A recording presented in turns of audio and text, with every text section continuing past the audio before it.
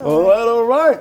Amal, merci d'être là. Merci à vous. Franchement, À toi de m'avoir invité. Non, franchement, c'est top, c'est top. On a une top, mais top athlète avec nous aujourd'hui, du très lourd. Stay tuned.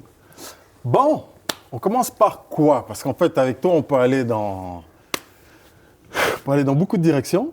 Mais je voudrais en fait, sur cette séquence qu'on appelle Street Dreams, qui est un petit peu, bon voilà, ce début. Le moment où tu t'es rendu compte qu'il y a peut-être une possibilité que tu arrives à atteindre certains objectifs.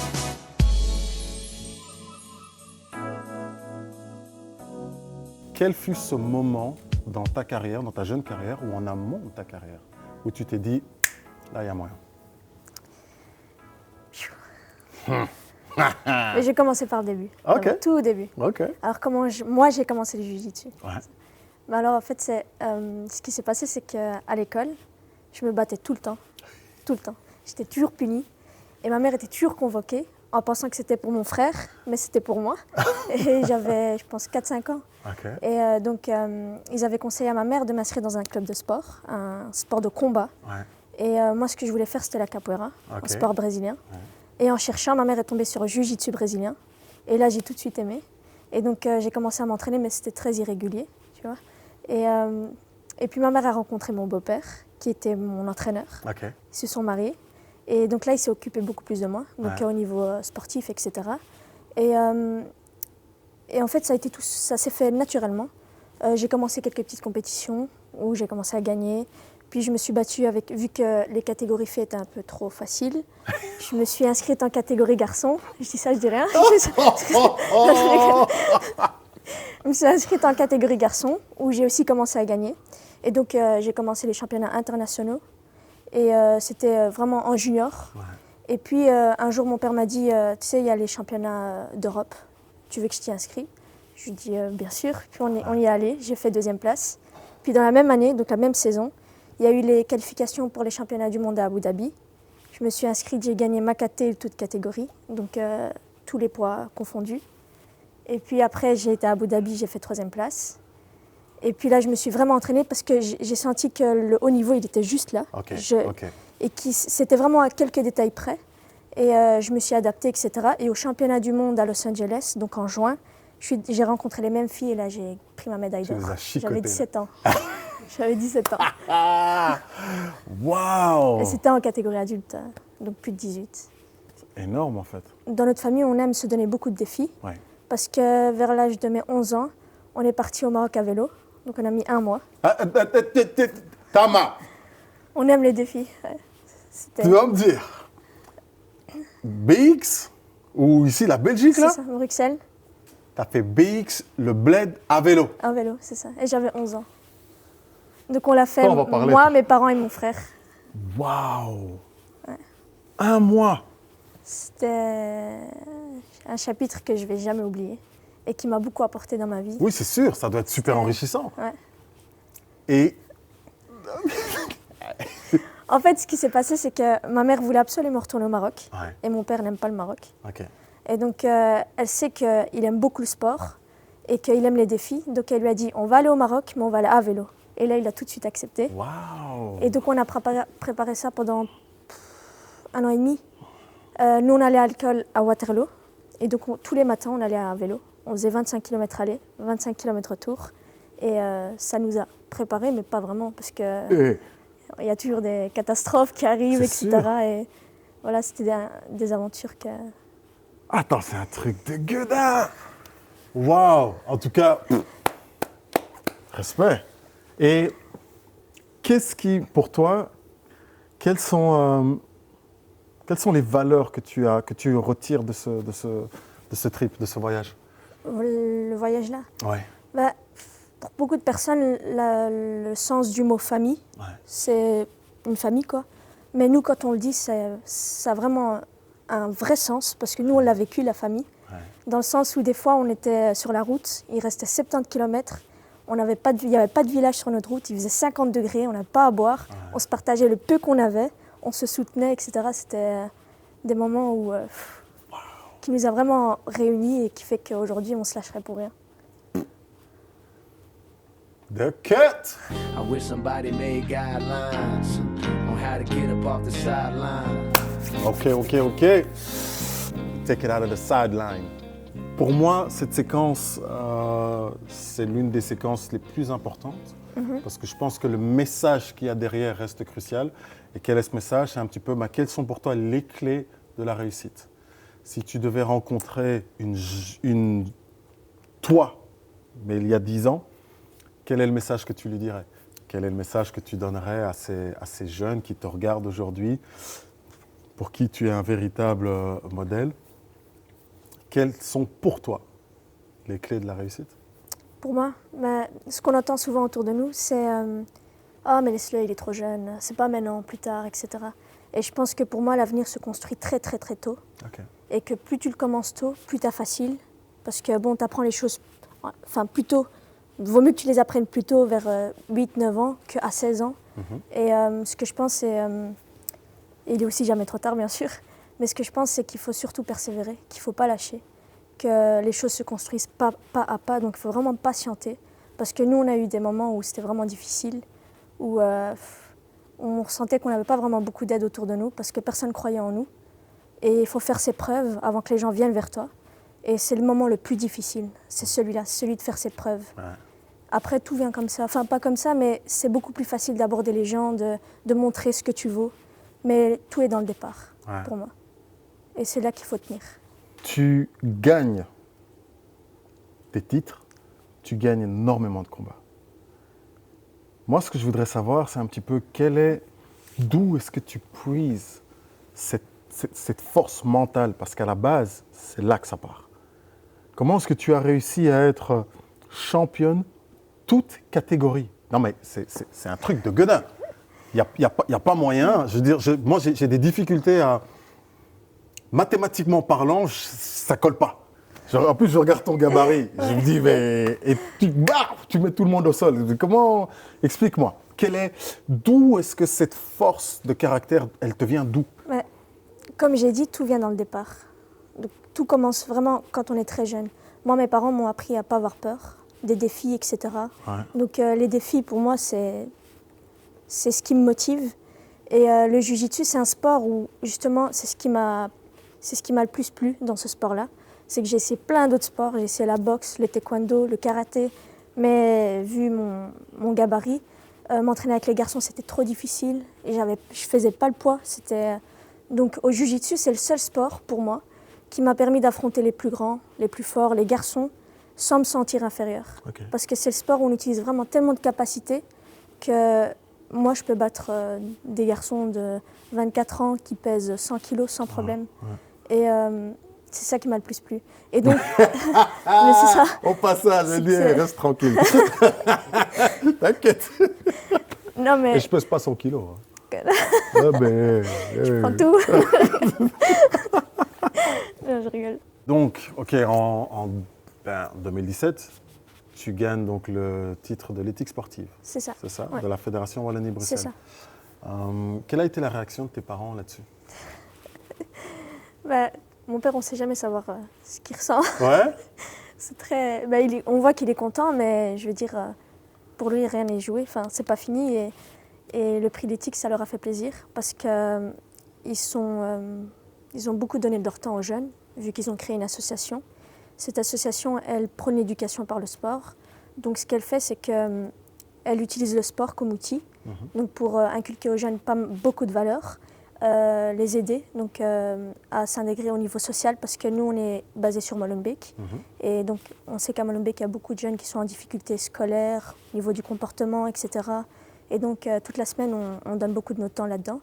Et ils étaient contents de pouvoir mettre ça en valeur, vu que c'est ce qu'ils m'ont appris à moi. On m'a appris que quand j'ai quelque chose, de le partager. Moi, c'est le jiu-jitsu, mon truc. Et donc, je me dois de le partager.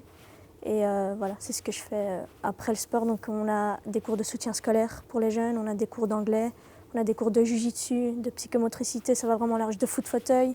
Et toute la famille est vraiment dedans, avec mon frère aussi. Et voilà, donc c'est ça. Ah, c'est énorme. C'est ma journée, enfin c'est ma semaine. C'est ta semaine. Tu aimes tellement ce sport, c'est intéressant de t'entendre en parler, mais pourquoi est-ce que tu l'aimes tant? Pourquoi je l'aime tant? Ouais.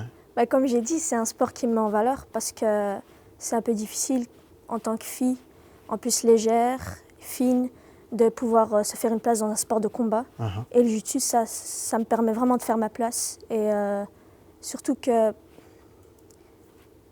au début, ça n'a pas vraiment été apprécié par quelques personnes de mon entourage, le fait que je sois une fille, que je fasse un sport de combat. Mhm. C'est un sport corps à corps. Et on me demandait pourquoi je faisais ça. Et aujourd'hui, on me demande comment j'ai fait ça. Donc, Mhm. C'est fou, hein? c'est, ouais.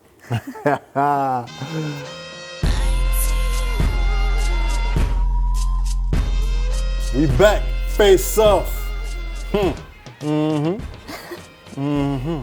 Tu sais ce que ça veut dire? Ouais. L'aider, celui qui gagne, ou celle qui gagne, Ouais, bien sûr. wow, Bien sûr. peut poser la question.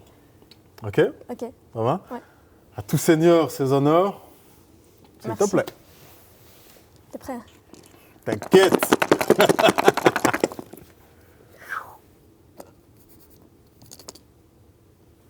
Ouh. 6, 3, 3, 2. Ben, le 6, là, le 6 peut poser problème. Hein?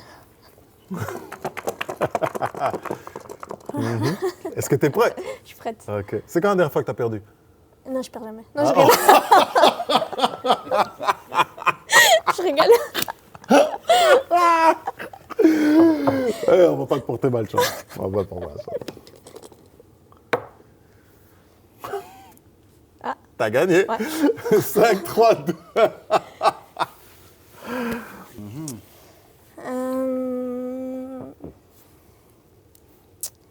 Ouais. Donc, tu as été un sportif de haut niveau, en Ouais. basket. C'est ce qu'on m'a dit. Non, tu as été un grand sportif.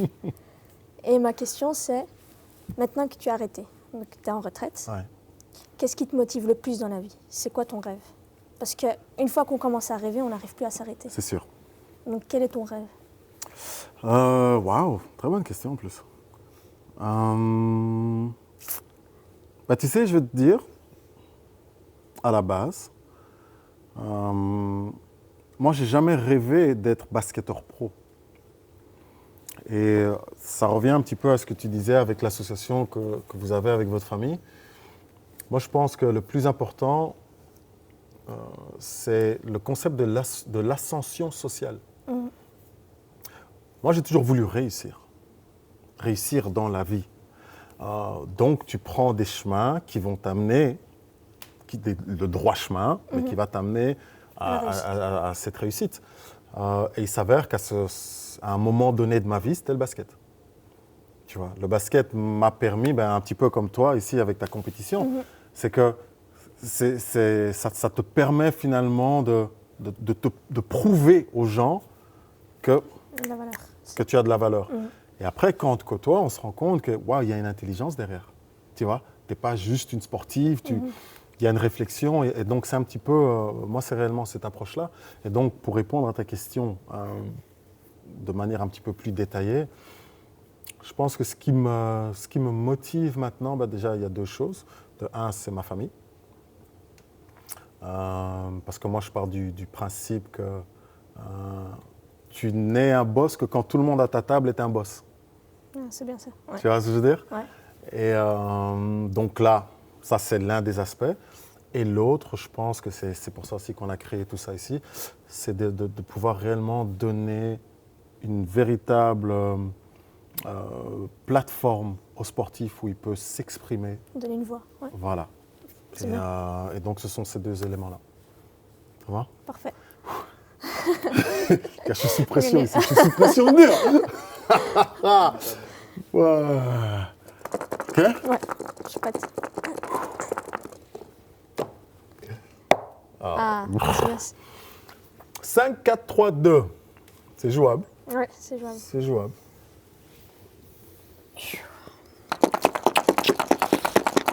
Mhm.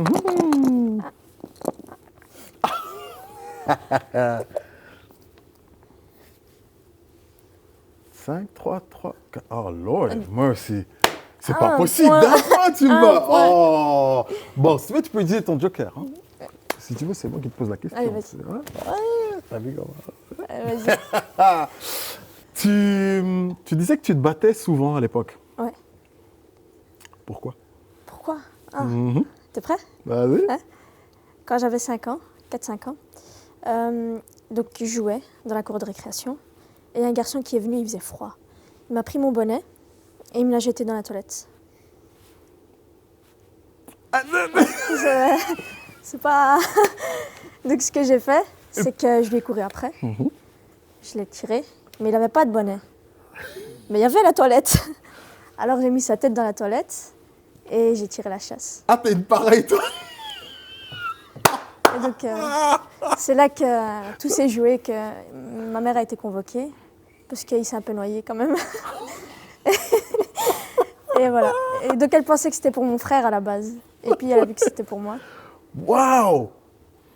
Et d'une manière ou d'une autre, t'es encore en contact avec tous les gars que t'as rossés à l'époque, là? Non, non, non. Eh, mais t'imagines... Parce qu'il y en a qui sont plus de ce monde. Non, je rigole. Je rigole. Tu viens de me tuer.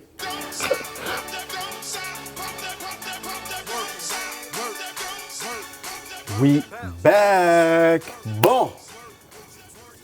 La musique, le sport, Ouais. on connaît, hein? Ouais. On connaît bien. Maintenant, moi, je voudrais savoir, qu'est-ce qu'une femme qui gagne dans toutes les catégories, qu'est-ce qu'elle écoute?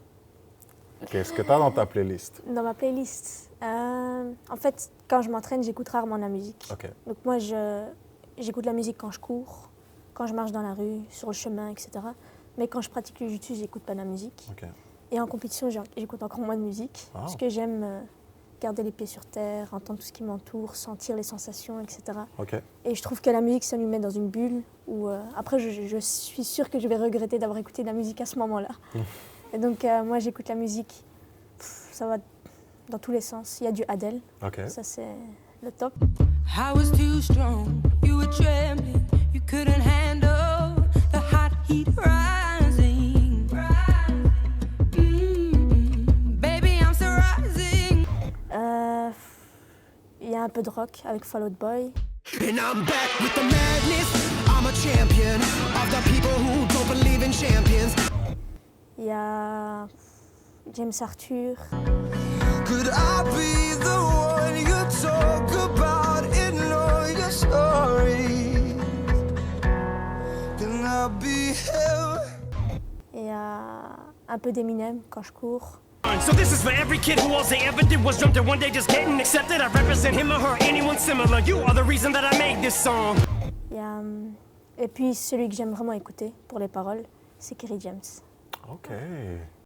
À tous ceux qui ont un pote ou un frère qui s'est fait buter, à toutes les mères qui se sentent comme amputées, à tous les pères qui ne pleurent qu'une fois isolés, qu'attendent le cimetière meurtri, inconsolé.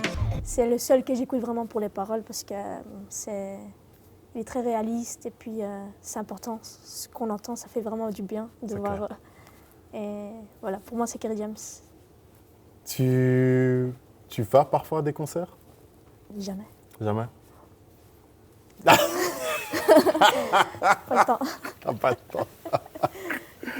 That's it, man. There you go. Mais celui que j'aimerais vraiment voir, ça fait très longtemps, c'est Kerry James. C'est Kerry James. Ouais.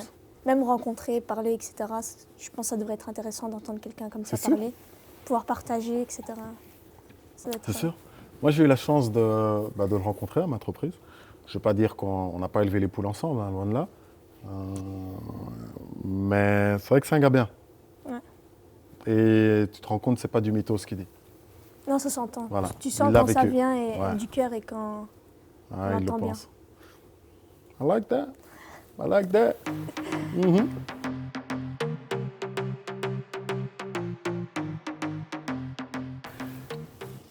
La minute de style.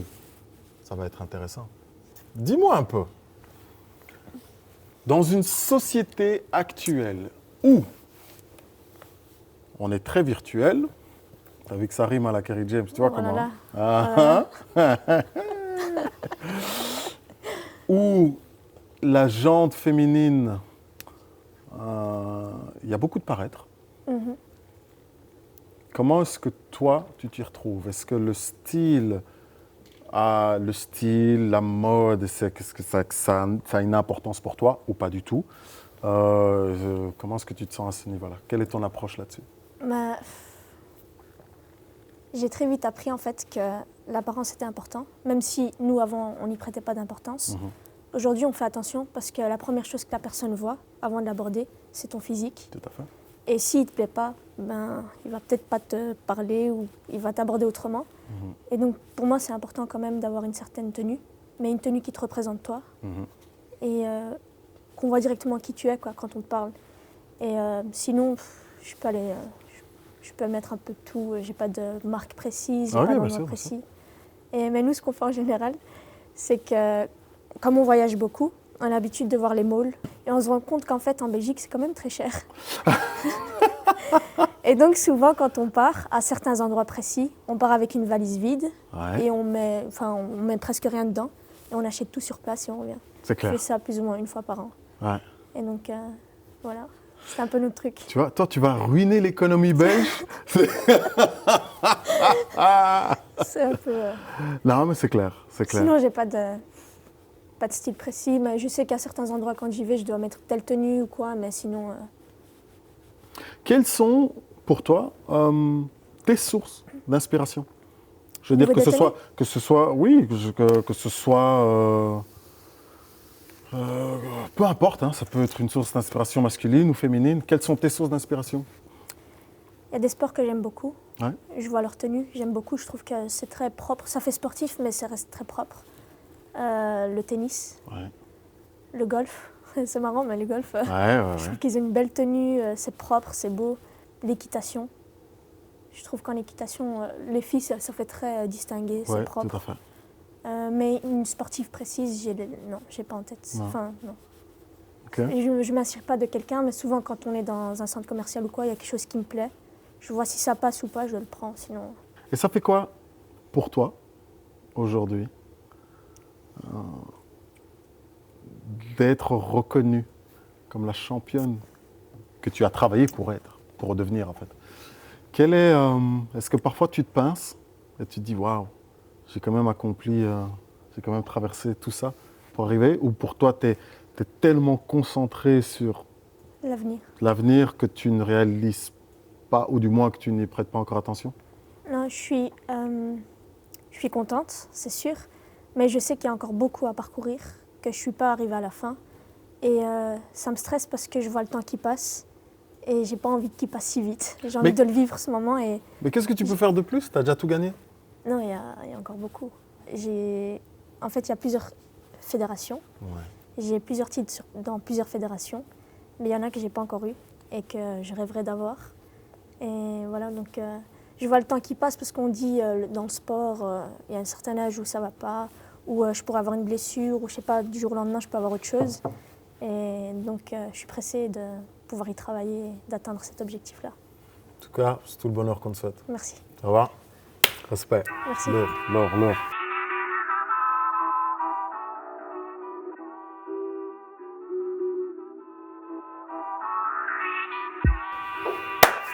All right. Do you speak Ilos? Donc, on est là. Écoute, c'est assez simple. Okay. On essaie de mettre en avant, finalement, l'impact du sport et de la culture sportive belge au-delà de nos frontières aujourd'hui. Tu gagnes, tu as gagné beaucoup de combats. Mais pour toi, quels sont encore des exemples de la réussite sportive féminine? Féminine. Ouais. Pour moi, il y a l'inévitable. Enfin, la personne que je ne peux pas ne pas citer, c'est Nafisa Toutiam. Ouais. D'abord parce que pour moi, il y a la performance sportive, c'est quelque chose. Mais surtout, ce que la personne dégage, c'est autre chose.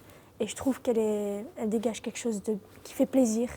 J'aime l'entendre parler, j'aime la voir. Et pour moi, c'est le plus important. En fin de compte, il y a la partie sportive et puis il y a l'éthique. Ouais. Et pour moi, c'est Nafisa Toutiam. Ok. Est-ce qu'il y a d'autres sportifs belges ou féminines ou peu importe. Peu importe. Il y en a tellement, il y a... Mais qui, toi, te motive personnellement, sachant que tu les côtoies aussi, puisque bon, voilà, tu fais quand même pas mal... tu représentes la Belgique au plus haut niveau. Enfin, dans le jiu-jitsu, ouais. Mais sinon, d'autres sportifs, j'en côtoie pas beaucoup. Et là, j'en connais un maintenant, c'est Jawad Achab. Ouais. Et j'ai entendu son histoire qui est très belle. Et je trouve que c'est aussi une très belle personne. Et donc, il mérite d'être cité parmi les meilleurs. Ok. Lourd. Et quoi, sport collectif, tu checkes un peu ça? Football? Ouf. T'as pas le temps pour ça? Ouf. Non, je regarde en général. Hein. Les sports, je regarde pas beaucoup à part le jiu-jitsu. Ok. Mais Nafisa Toutiam, c'est... Ok. Même si tu regardes pas d'autres sports, tu peux pas l'éviter, quoi. Ouais, c'est sûr. Quel est le message que tu voudrais véhiculer à travers ton sport et le parcours, ton parcours à toi? Il y a un message, quelque chose que mon père, mon coach, me dit toujours juste avant de monter sur le tatami, avant de combattre. Il me dit qu'il est persuadé que chacun d'entre nous est ici sur Terre pour faire quelque chose de bien, de beau. Et puis il me dit tout le temps, maintenant c'est ton moment, alors c'est à toi de montrer ce que tu as de plus beau en toi. I love it. Ouais. Un grand merci, t'inquiète, on est là. T'as vu, j'ai récupéré au bon moment. Merci. Un grand merci, franchement, lourd. Merci. Superbe. Salut, c'est Madame Jaïd. Juste un petit mot pour vous dire que le temps passe vite et qu'il faut tout faire pour rien regretter, donc c'est maintenant ou jamais. Et n'hésitez pas à me suivre sur ma page Facebook ou Instagram, à Madame Jaïd. Tarmac, Douce Magazine, New Playground, Amal, Duce, The Cut. Un grand merci. Merci à toi. Franchement, lourd. Et suivez-la sur ses réseaux sociaux, suivez-la, sinon, boum. Toi-même, tu sais. Ah là là.